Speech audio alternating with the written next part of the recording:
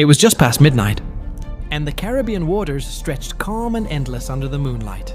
The ocean seemed quiet, but far off the Venezuelan coast, tension was anything but calm.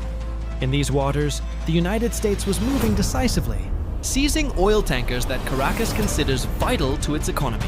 Every action was being watched, every decision magnified. The ships involved carried millions of dollars worth of crude, oil, the lifeline of Venezuela, set government and a key target of U.S. sanctions. While no shots were fired, Venezuelan officials quickly issued statements calling the seizures piracy and warning that the United States was crossing a red line. Headlines around the world began to signal that the Caribbean might no longer remain a safe, neutral zone. These seizures weren't random. The U.S. has been enforcing sanctions for years, targeting shipments that would otherwise reach markets considered illegal under current sanctions. Each intercepted tanker sends a clear message. The U.S. is committed to restricting the Venezuelan government's revenue streams. For Caracas, each seizure represents a direct threat to sovereignty and national pride. As news broke, analysts around the world began weighing the possible consequences. Could a miscalculation turn this economic confrontation into something far more serious? Observers pointed out that even without firing a shot, tension can escalate quickly. When two countries are both closely monitoring naval movements and shipping routes, the UN quickly stepped in, urging restraint.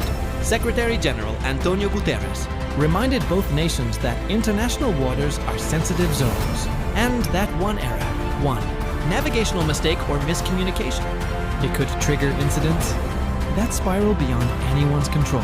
Diplomats in New York and Caracas began communicating behind closed doors, trying to manage the optics while both governments reassessed their strategies. To understand the stakes, it helps to look at the economic and political context. Venezuela relies heavily on oil exports to fund its government operations.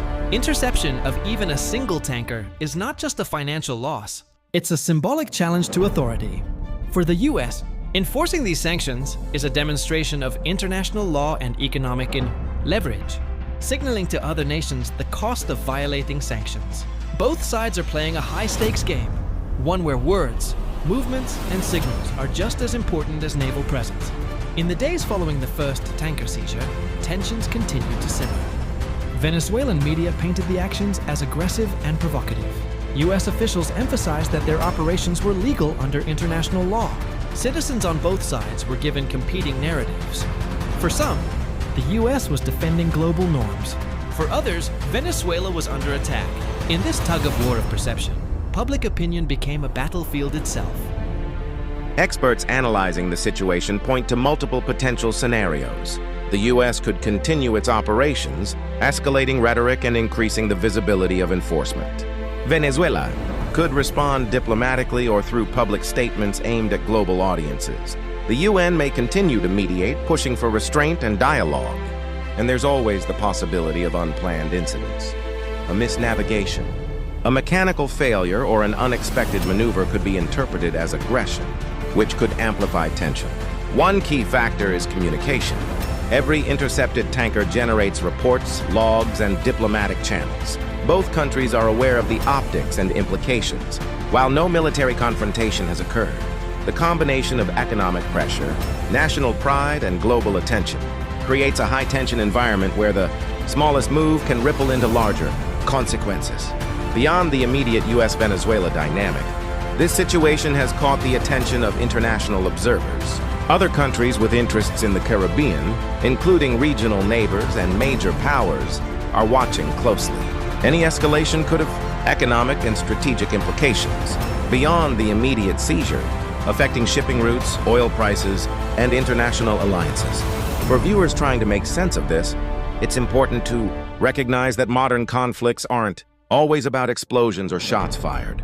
They're about influence, signaling, and control. This tension in the Caribbean illustrates that clearly. A calm midnight ocean can hide a storm of diplomatic, economic, and strategic maneuvering. So what could happen next?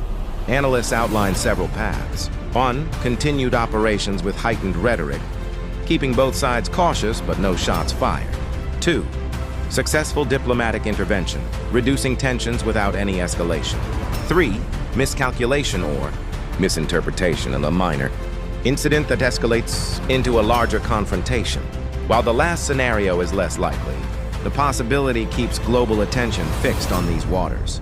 As the sun rises over the Caribbean, the waters remain calm, but the story is far from over. Every decision, every public statement, and every maneuver of the ships involved is being scrutinized.